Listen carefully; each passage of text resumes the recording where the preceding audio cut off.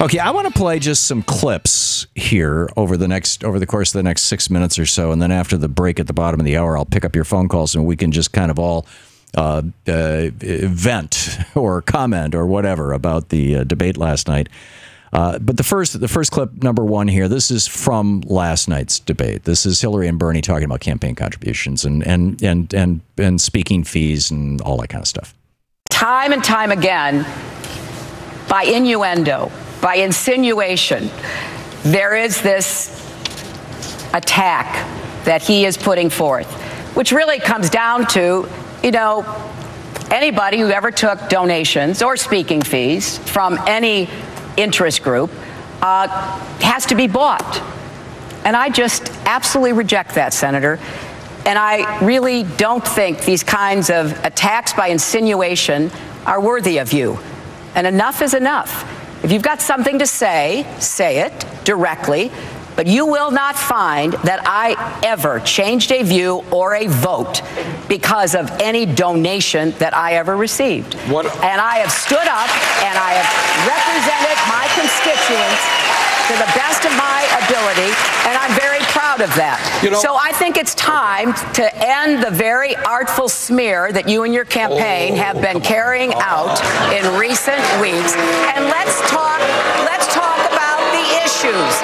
Let's talk about the issues that divide us. Okay, let's talk we about both issues. agree with campaign finance reform. Let's talk about issues. I worked hard for McCain-Feingold. I want to reverse Citizens United. Let's talk about issues. Let's talk about issues. Let's talk about issues. All right, let's talk about why in the 1990s Wall Street got deregulated.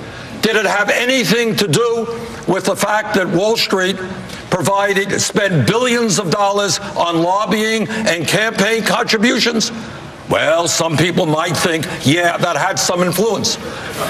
Just the fact check, it was actually millions that Wall Street spent, not billions. Tens of millions, probably hundreds of millions, but not quite a billion. But the point was made. I tweeted this last night, that Hillary had essentially turned this logic upside down. And a lot of people do. A lot of people think that, you know, say I'm an elected official. I just got elected to Congress, and I'm a blank slate. And Pharma shows up and says, "Hey, we'd like to give you a $20,000 campaign contribution. By the way, would you take a look at our piece of legislation to raise the price of drugs?" And I say, "Okay, cool. You know, I'll do that. Thank you for the money." That's not how it works. What happens is Pharma looks at the people who are elected or getting elected and says, who are the people that we know will vote on our side? And then they give them money.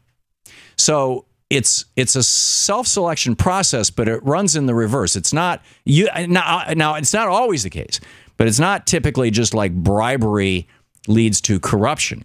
It's rather somebody has a position. They deny climate change. So, gee, ExxonMobil is going to support them and is going to continue to support them. And so it's just that simple. But here's Elizabeth Warren speaking to this very issue that Hillary Clinton said, you know, find an example. I dare you, essentially. This is Elizabeth Warren speaking on Bill Moyers about her experience with Hillary Clinton. And she says, tell me about bankruptcy. And I got to tell you, I never had a smarter student.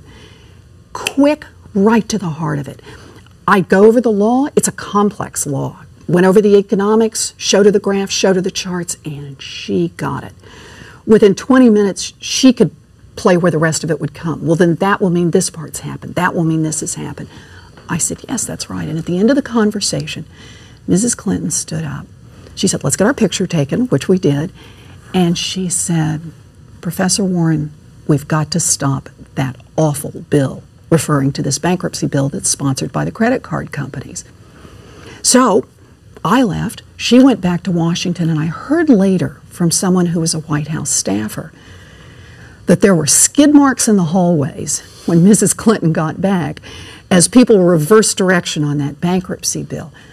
They were supporting the industry, and because of her... President Clinton had been showing that this was another way that he could be helpful to business. It wasn't a very high visibility bill.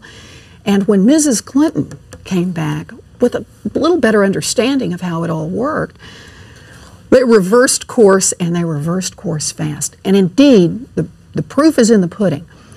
The last bill that came before President Clinton was that bankruptcy bill that was passed by the House and the Senate in 2000, and he vetoed it.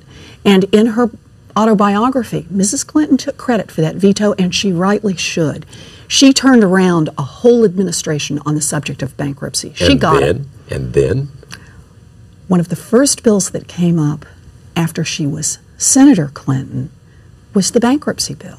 This is a bill that's like a vampire. It will not die, right? There's a lot of money behind it. And the bill her husband had vetoed. Her husband had vetoed it very much at her urging. And? She voted in favor of it. Why? As Senator Clinton, the pressures are very different.